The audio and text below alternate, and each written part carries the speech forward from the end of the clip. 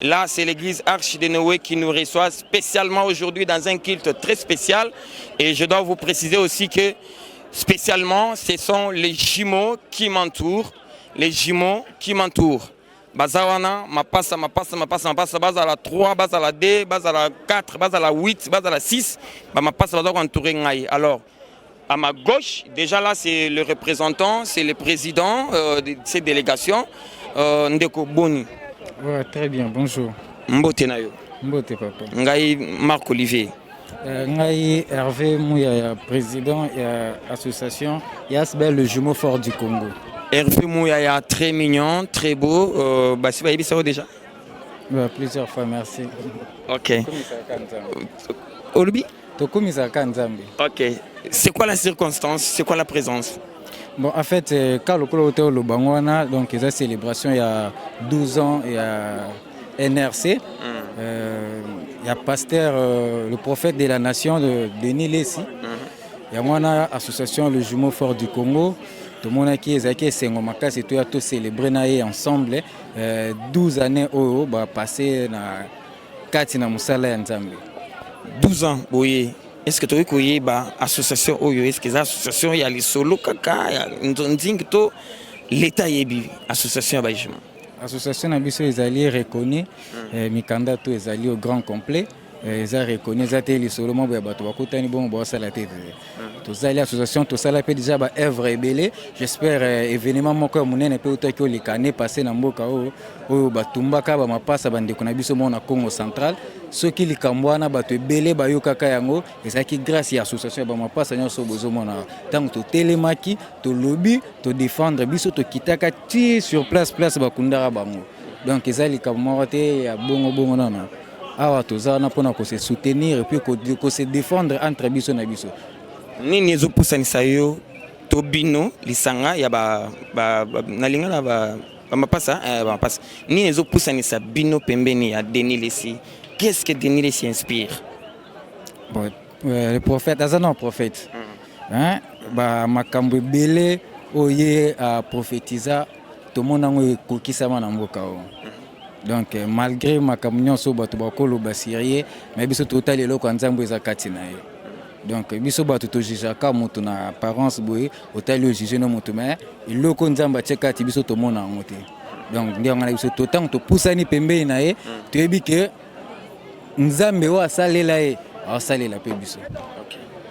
Olobaki kombo nani li pasano aza côté ni? Yo na za côté ana Xavier Mouya na Hervé Mouya. J'avais Mouyaya, Hervé Mouyaya. Le Mouyaya, koko la masque était batala. Si c'est vrai que ma passe bien balé. Bon, nasa coiffé mandé fouté ça un peu bien pour la caméra. Et on a tiki bon. Merci beaucoup. Un petit message na lipasa moko kombo toza bango et moi tant bien sûr. Toza awa lipasa liboso yeo kombo. Kombo langa ezali Kasongo Nzuzi. Kasongo Nzuzi. OK, ndo lipasa msoza. Lipasa langa ezali Kasongo Timba ya tikalaki azama problème à santé. 12 ans NRC avec l'évêque président Voulus Denis Lessi. Un message na batu oyo bazoko talayo. Bon, message nangeza ke biso toza ba jimo toza un peu négligé. Ezali na ba konzebele ba boti pe ba jimo mais bazoko ka kozwa valeur na biso vraiment en marche té. Dans ces cas yango toye tokuta na tellement ezali grande cérémonie ba autorité ya mboka na biso bazali ba meka ko soutenir biso ba jimo ba valoriser biso lokwa ba valoriser ba albinos disons. Merci beaucoup. OK, à chanter. OK. Il passe à Moussoussou. Poussana. Ça va? Ça va bien. Très belle. Merci. Bien coiffée aussi. OK. Merci beaucoup. Tu as la caméra. Kombo nani? Kombo na Grâce Mbouyi. Grâce Mbouyi. Grâce Mbouyi. OK. Il passe à ça. Il passe à ngai. Poussana. Bini ba nani yaya na ileki? Yenda zaya. Nani yaya? Yenda zaya. OK. Yaya, message na bandeko bakotala présence na OP awa na lipasa na yo par rapport à la cérémonie il y a 12 ans à NRC na Denis Lessi ou azokamba plateforme religieuse. Bon message nangezo ke toza ba jumeau. En fait, tout ce y a la première fois pour na ba sujet moko boye tout cela na pasteur et puis tu apprendre que bazo fêter 12 ans na bango nde to ya ki attend que toza ba artiste chante to yemba kande to ki ko assister pe to porter pe en fait soutien na biso na mamboko yemba toyembaki lelo esala biso bien. Oui, Topaloli. Topaloli yango vraiment. Namika bie epai na yo na ye lelo e mobimba na ngai. Merci beaucoup. Bayoki bino, baroluka bino. Na ye mopanzi boye, nazi maman, ça va? Oui, ça va bien, merci. Bino mibale kombo nani? Yolande. Yolande. Yolande Timba. Yolande Timba. Ah oui. Naomi Njouzi. Nous sommes les jumelles Poiti. Les jumelles Poiti? Oui. C'est-à-dire? Ils sont de Poiti. Donc, il y a Timba Poiti et Njouzi Poiti. Et nous, les jumelles Poiti, non? Comment le bisou yangana? Nanga Congo central. Nanga Congo central. Message ce qu'on a ba kotala na ndaku, message na batutu ba kodana lelo tuye awa 12 ans il y a une nouvelle église de réveil réformée au Congo. Oyo Denis Lessi akokamba comme président et évêque président. Message na présence na bino eza nini? Bon, il y a le bosso na kolo banal félicitation na pasteur Denis Lessi. Il y a une belle ezar ko ya la botoya ka déjà. Alors problème la bus ezar vu que les lobes bakonji baza biso peut na poto kutana bakonji pour ba soutenir association na biso ke liboso. Association na bino sko lite za nini? Boza ba mapasa bo botamina ba famille na bino wana ba papa na mama na bino. So ya lite za nini? Siko association obit na weza solidarité ba mapasa. Parce que bien sûr tout ça ba famille na biso mais ya pe ba mapasa baza ba démini. Alors ba para pe bazo ko rappeler ko za charge na ba honte. Il y a un but association ezapona ko soutenir bango wana. Alors na biso moko tozo ko kapenate nde to sen appel na gouvernement et ça biso maboko comme ça to ko rappeler ko songa bande ko na biso. Question de curiosité, bino mbale vous êtes célibataire? Oui, toza ba célibataire. Et la passe pour nous gérer bino. Ça passe. Merci beaucoup, merci, c'est juste pour rire. Avancez les dames, avancez. Venez, vous deux. Boya. Surtout, na six nabino, na zongis comme panzo boy. Vous allez bien? Tout va bien. Toute belle que vous êtes. Merci. Comment vous Notre Simba. Simba, prénom? Nadej. Bon, yo. Nzouzi. Prénom? Norda.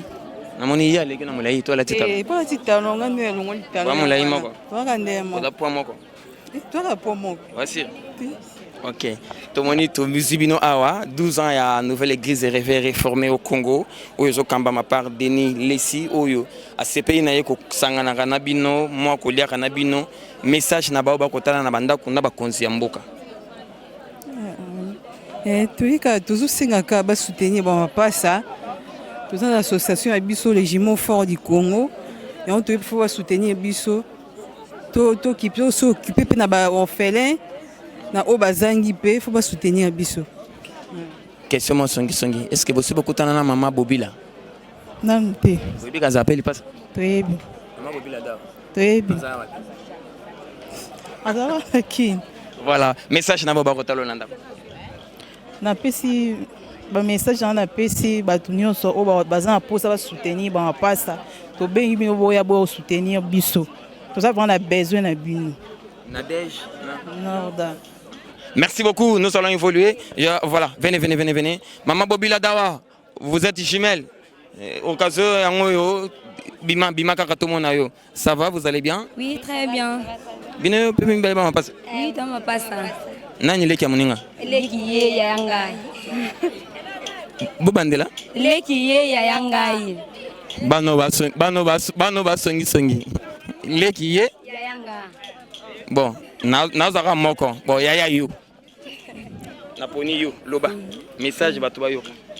Message nanga na opesa to ek nisongo mingi songo vraiment to vandi boye pasteur Denis Lessi bien que si ba ma passe to participer na anniversaire ya église et to qui vraiment ne songo makas to za ma passe eza association ya ba ma passe juste yango to sepele makas de pasteur Denis Lessi a bien que qui biso premièrement et association to zalaka association to fongisa ba quoi là on dit comment totongaka Saka bozana en activité belé. Oui, tous ça jumelle association totongaka tout ça s'appelle ba ma passe belé ba yaka couture kotonga to lakisamba mais to la vraiment na finance té yo son machine yo son la moteur na finance té yo ça la rani moi bino biso mi balé totongaka ça ba couturière. Oui, tout ça ba couturière mais moi je suis gestionnaire, je fais la gestion en LinkedIn mais jumelle na ngande à ça la couture. Non, jumelle na ngai te jumelle na ngai nde moto atonga disons mais alakisanga nga mpe natonga so mbale juste tosala atelier mais atelier yango tosunga bato baya koyekola lipasa na mbongo te mwana na ngai yeyo lakise kotonga olakise boye machine eza te bafinance remi eza te yango tosenga na bakonza mboka batala mpe bamapasa mpo tona idée toza na disons na moyen te toza posa na batala biso boza baminere to non toza bamagere célibataire non oui célibataire non engagé non engagé. Ça sera très difficile de gérer ces genres de jumelles. Je dois laisser la continuité à mon confrère qui doit prendre le reste des jumelles. Bah, jumelles,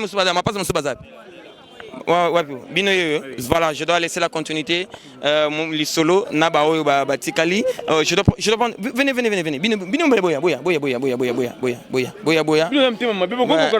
Nazo comprendre. Et puis, et le mot est bien, jumelles. Baba célibataire. Ça va? Ça va bien. Vous allez bien? Oui. Comment est? Maria Mbouy. Maria? Mbouy. Maria Mbouy.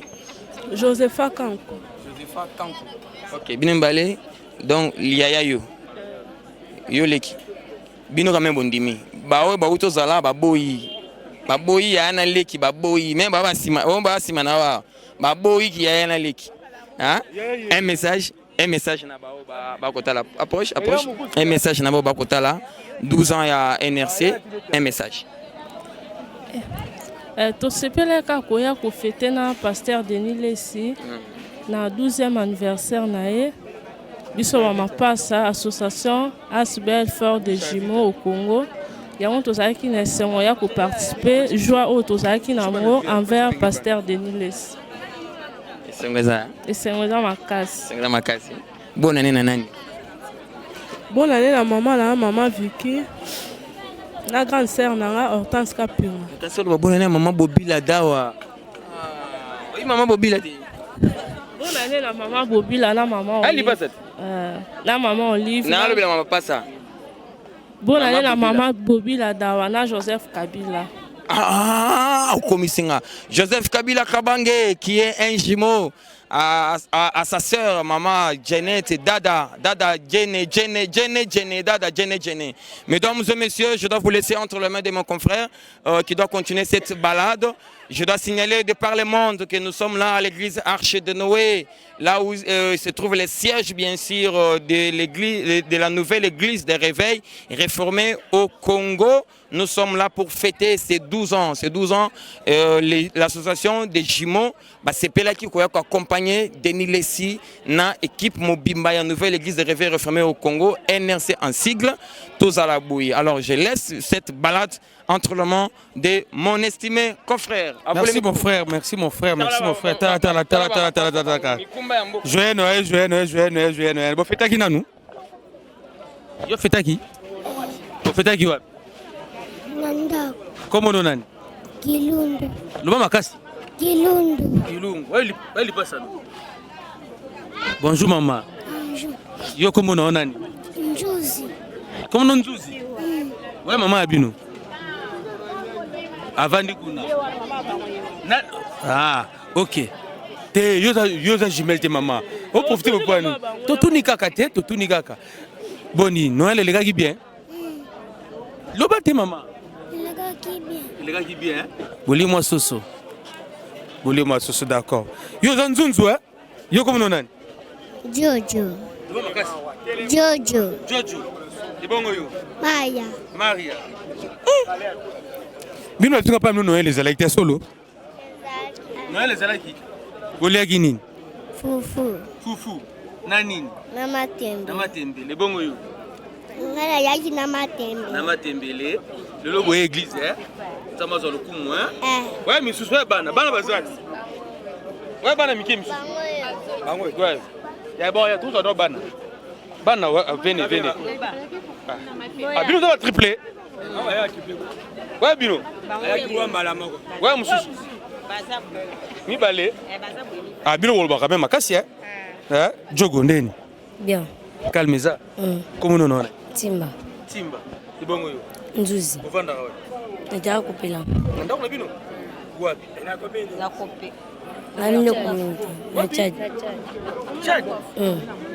Mbonga fula. Da bolongo mbonga fula boeti apo bo sepelaka na énergie. Ah nzamba pambola bino. Ya? Botangaka? Te. Pona botanga te. Mama sundia so mama kena so abtebi na sote. Mama tika so bébé na maboka. Bande konanga. Je ne savais pas, c'est juste tout côté nango. Boka non moi témoignage jabana o. Botanga te pona nini? Loba makasi. Totanga te mama sundia so mama tika so na maboka koko. Boka koko. Papa sawa. Papa zate papa pa kimabiso. Vous avez âgé 11 à 11. 11 à 11 ans. Donc 11 ans, je pense, vous avez 6e primaire, non? 5e, 6e primaire. Donc, gratuité Zanango. Malgré gratuité Zanamboka, vous savez, vous avez un bon kakati. Donc, gratuité et Zanango Namboka, mais malgré là, vous avez un bon kakati. Vous avez un niveau de problème de Zanango Namboka. Ceux qui ont quelque chose, je pense que vous avez un président Nabango. Structure na bango ezali président Musika Aza Musika Aza Musika yo poza na kati ya groupe wala papa yaka papa yo ko koluba mama chana bwe papa bo pesi ba référence na bino j'espère voilà biso to wuti plateau bande konyoso yo baba pasa ngatu na yena bango to wuti na plateau akarto benga Chad côté ba professeur vers monga OK ni monga fula voilà monga fula livolo intendant soke tout droit quartier benga plateau Tchad to uti kuna situation a passé boy bana ba otanga tina ba âge pourtant que gratuité zali ko vivre na ba ndengeni vraiment bana ba mapasa biso ba musuto boti bango 2 fois 3 fois 4 fois pona ko somba ta uniforme ba mapasa bango nyonso esapenda ka mapasi ata balobiete bana bazofuta te mais koto bazofuta mais lokola bazaba ba mapasa pona ko tangisa bango esapenda pasi yango moni lokola babengaki toyaki bamona biso toyisa bino pe bareke na biso pona kotangisa bana oyo ndobaka problème nini boza nango problème toza nango mingi kaka pona kobokola bamapasa bo soutenir biso to bokola bamapasa oyo lelo bakoma pe batu pe kati na mboka na biso okopesa numéro na bino ya téléphone voilà numéro na biso ezali dans la caméra apesa numéro ya bango ya téléphone soko za na mwe loko bobengiye bobenga pe biso to ça descente tikuna sur place ata balo baso pesa le à droite à gauche monité mais faut prévoir là voilà pesa numéro na bino ya téléphone numéro na biso puisque na koki ko pesa te lolenge nini nazali président ya cellule mais naza président ya manifestation na biso yote la malamu ba mapasa bande bazali puisque nako bima mutalokuta te ba continue biso bazali nga nazaka la chef ya cellule ona yena bango yo cellule la wapi cellule ya munga fula kuna Chad ya munga fula Chad ko pesa numéro cellule no pa Chad problème te numéro ya cellule na bino ya Chad OK 091 00 67 693 bandela susu 091 00 693 d'accord papa tozaka na ba mapasa misusu to moli misusu awa pe yango na yena bango misusu bango yoyo oyo nde yanga pena Josué na kali yo poza ali passe on dirait tenga tata ba mapasa et bon mapasa bazo ndenge voilà makila na ngai papa bonjour bonjour kombo na nani Timba je suis et bon yo Caleb yo comme ça la renaissance vite bongo yo vite boni boyeko te o kosi bo to bandela nanu yo linga fachi te linga kai bon yo linga no ameda chute te fati moni bana na la maison na micro de Sénégal normal mais quand même bo vivre na bino bien oui tu vivras bien ta caméra tu vivras bien totanga mais na vali bache ba cher vous en classe nini deuxième d'accord sur ce que je vois bande ko bona partout dans le monde et à passi bango ba lobi minerval misu basima ba bi même kolata pe ba mapasa et ça la moi passi kolata vraiment ils a passi charge ba mapasa est compliqué vraiment. Ceux qui le sont zali, bosu ba numéro na bango, bobengi biso ma caméra, bosungi bango. Et ba bayemba yo ba boaka pe mingi pe sur l'autre côté. Ça c'est œuvre de charité. Oh, nzamba likolo rosunga yo. Bino na ba lobite ya ba mikolo. Ba déjà. Tenga ndo tuna question nous faut répondre nous à mikolo. Ce que bo sanga non. Ba biso lingi li passe moko. Eh? So lingi li passe moko, o comme embrier. Okoma mbrouiller so message na bango te. Wana okoma mbrouiller mais so message na bango wana okoma so mbrouiller to comprendre que oyanga oyayo. Et Santa Rabino Jabad, vous savez rendre soki vous savez passer que moko za suna vite. Oya tikali. Ça la rendre. Et ça la passe makasi. Taka bozaki de botika moko. Et ça la passe na motema. Maman peut alobite maman puis. Ngana zali passe za maman passe. Allô maman bonjour. Bonjour. Comment on a? Comment on a Thérèse Kang? Thérèse Kang.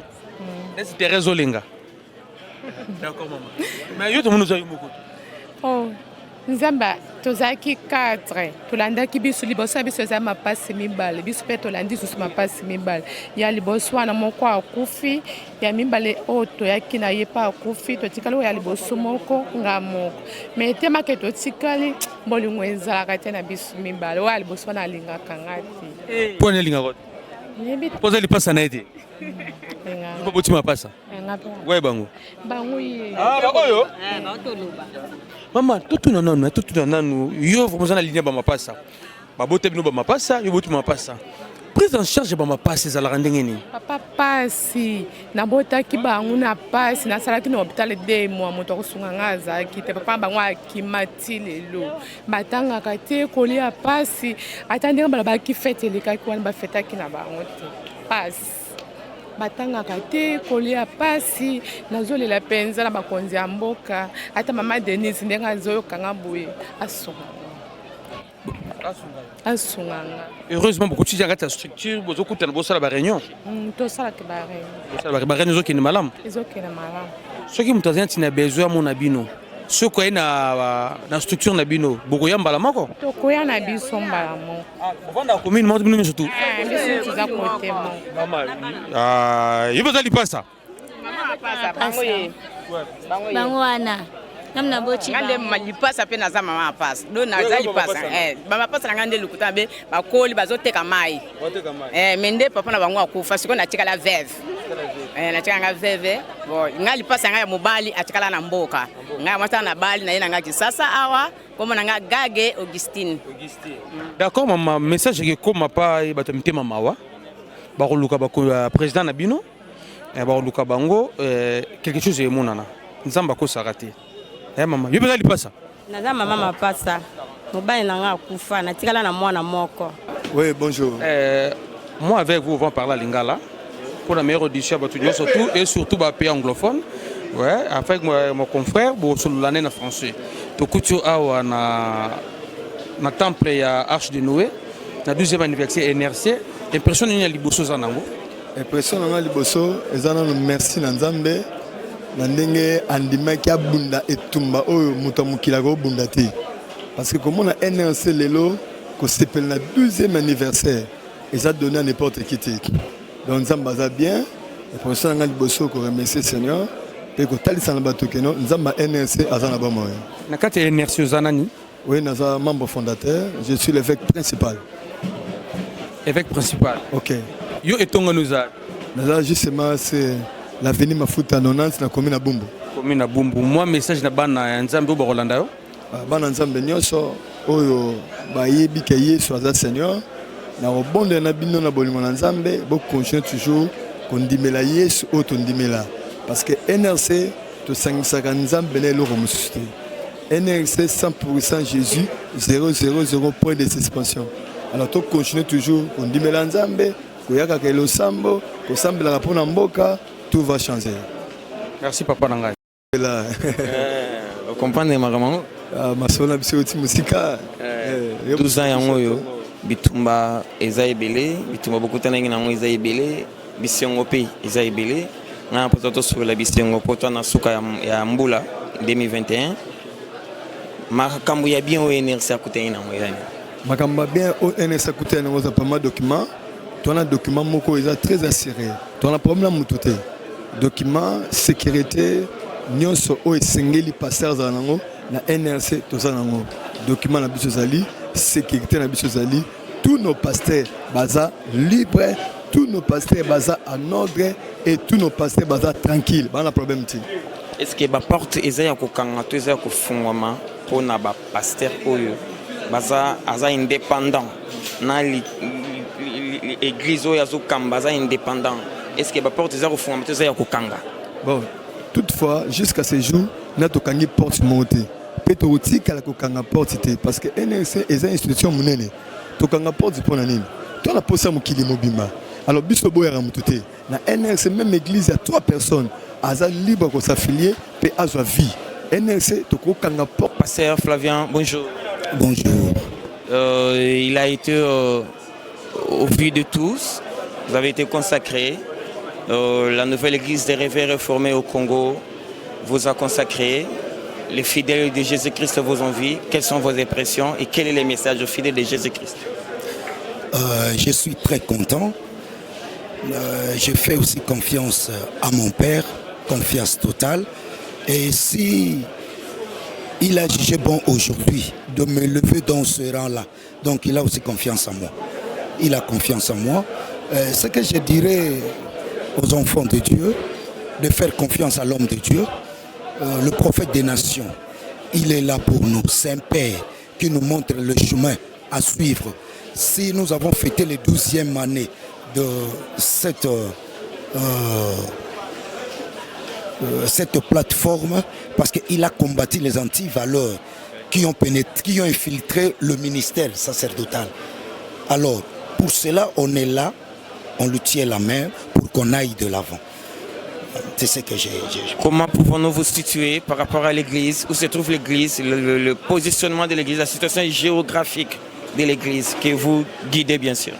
Ouais, je suis pasteur sur la commune de Ngaba, avenue Canan, 166, église Fée de la Lumière, Arche de Noé. Donc c'est là que je me retrouve. Si quelqu'un veut me suivre ou veut avoir quelque chose, des informations sur moi, qu'il vienne sur cette adresse et il va me trouver. Certainement, les Lingala vous parlez, les Kikongo vous pouvez en parler. Soyez liés en plus toutes les langues congolaises. Et je vous laisse entre les mains de mon confrère qui aura quelques questions dans une des langues congolaises. Bonjour papa. Bonjour. Bonjour Balingala. Et qui est dérangé? Nauti Nanzete. Nauti Nanzete. Donc tu coutumes à Arche de Noé, les autres saluent le 12e anniversaire Arche de Noé, tu coutumes à Ozali Nanakatia et NRC. Avant nakoma na NRC naza mwana oyo naza na sia makolo ya mosakoli ya bikolo naza mwana na ye oyo a consacré étant pasteur na kati awa na travaillaki des années na sia makolo na ye et na ye kozwa grâce wana ya kokende ko bâtir l'œuvre et œuvre o na bâtir na kanisi ayaki aussi pour na ko dédicacer temple. Alors à partir il y a travail on a so sala pembeni na ye pe liboso ba fidèle né aspirant à confiance. D'accord papa, il y a sous question asuka par rapport à l'église réformée message nyoko pesa na monde. Bon et loko na lingi na pesa yangoyo oyebi na 2 rois la femme Sunamite pendant que tout le monde disait à Élie hein, Élie le chauve, Élie libandi. Lui ne voyait pas le chauve d'Élie, mais il voyait la chose qui était en Élie, en Élysée, pardon. Vous comprenez? Pendant que Bazo Finge libandi, il y a moni libandi à Élysée, mais à moni loko ezana kati à Élysée. À 5 même la mobile va construire une chambre haute pour nous installer l'homme de Dieu.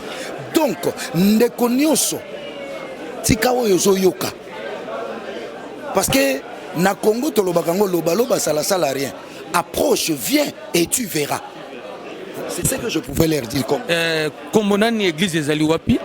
Comme on a pasteur Flavien Bokolo, église des Ana commune Ngaba sur l'avenue Kana, quartier Mpila, numéro 166, église des Awan. D'accord, merci papa. Merci aux fidèles de Jésus-Christ.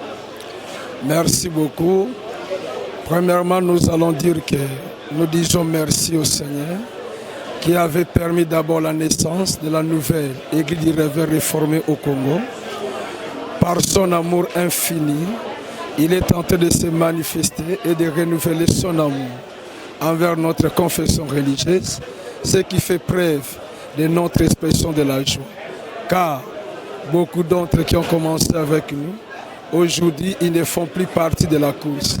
Fêter une 12e anniversaire pour cette confession, cela témoigne vraiment l'amour, la bonté, les merveilles de Dieu pour notre Église. Alors, nos impressions étaient tout simplement liées par rapport au message tant lancé par le président national, son éminence l'évêque président, qui annonçait toujours l'existence de notre confession religieuse, mais on avait quand même un système de travail en coulisses, comme nous sommes plus habitués de travailler dans la formule de Joseph d'Arimathée. Et aujourd'hui, c'était une preuve de démonstration que la NRRC existe et nous sommes là pour soutenir le pouvoir légal, contribuer par rapport à la capacité que Dieu nous a donnée pour l'intérêt général de la nation congolaise. Quelles sont les difficultés rencontrées 12 ans jour pour jour? Merci beaucoup. Je crois que les difficultés ne peuvent pas encore manquer tout au long de notre existence sur la terre. Ainsi longtemps que vous êtes habitués ou plongés dans les messages de la réforme, tout celui qui ne se conforme pas à la réforme sera toujours contre vous, il va toujours vous combattre. Mais on a toujours cette espérance. Comme la Bible déclare toujours dans toutes ces choses, nous sommes plus que vainqueurs par celui qui nous a aimés. La réforme, c'est le temps de l'esprit. La réforme, c'est l'esprit du sacrifice. La réforme va toujours prôner le message pour ramener l'Église en général en RDC dans le point de départ qu'a connu l'Église primitive.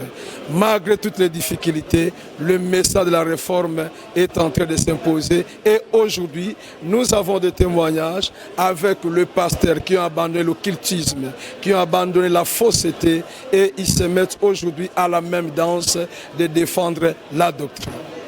Et voilà, ça sera maintenant un message en lingala avec le confrère qui est là. Je vous en prie. CG, bonjour. J'aimerais qu'on parle à Lingala parce qu'il y a aussi des enfants de Dieu qui vivent dans des pays anglophones. Je pense qu'ils auront beaucoup de difficultés de comprendre la langue française. Si nous parlons Lingala, ça ne va pas vous déranger, j'espère. Je suis libre, Naza libre. D'accord, CG. Premièrement, tout bandana nous NRC Lingolo Beloronini. NRC et Lingi Kolaksa, tout simplement, nouvelle église du réveil réformée au Congo. D'accord, CG. Ils ont créé quand? Parce que tout le monde dit déjà 12e anniversaire. NRC est botami le 12 décembre 2009. Oyo ezali date yakobimana NRC officiellement kolandisama la disposition juridique.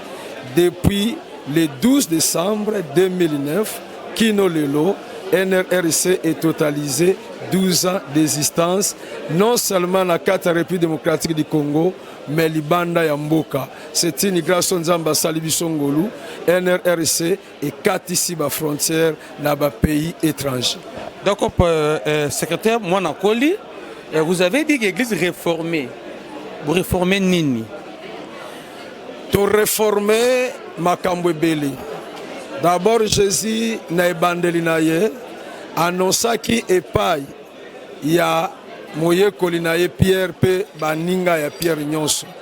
Alobi na Pierre oza libanga, likolo ya libanga oyo na kotonga église na ngai. Oyo wapi bikuke ali felo e kwa kotelema liboso na yango te. Église oyo Yesu aye ko batira kenda ko batira ngo na Acte chapitre 2 na réalité ya Pentecôte. Na kokita ya molimo mosantu nde église bandaki na bolingo poazo ezalaki te kotonga ezalaki te bitumba ezalaki te kokose ezalaki te oyo évêque abenga bamakiona ezalaki te basede ezalaki te liloba na nzambe eteyamaki église ekolaki na enseignement église ekolaki na fraction du pain église ekolaki na prière étanse église ekendeki kovandisama na kati ya baptême ya bato babongolaki mitema ya ndenga solo ezalaki baptême par la forme te mais ezalaki baptême par le fond mais toye kokonstate ke église perdre forme na yango okomwa na milieu pastoral bato baza kosempoisonner na milieu pastoral bato baza kokota na kati ya bakisi bazosala bonganga bazosala nécromancie évocation des esprits de mort bato bakomi kokosa miracle bakomi kokosa prophétie bato bakomi kolanda intérêt ya mbongo olieba te ya sango malamu yango na constat wana nde esalaki la réforme esalama na message nzambe apesaki epai na biso kobandisama na le président national Neto Bundaki bitumba wana pour réformer l'église primitive bitumba na biso eza na église dénominationnalité mais a kobutalisama na déformation église primitive. Merci, c'est juste Tikio. Merci, je vous en prie.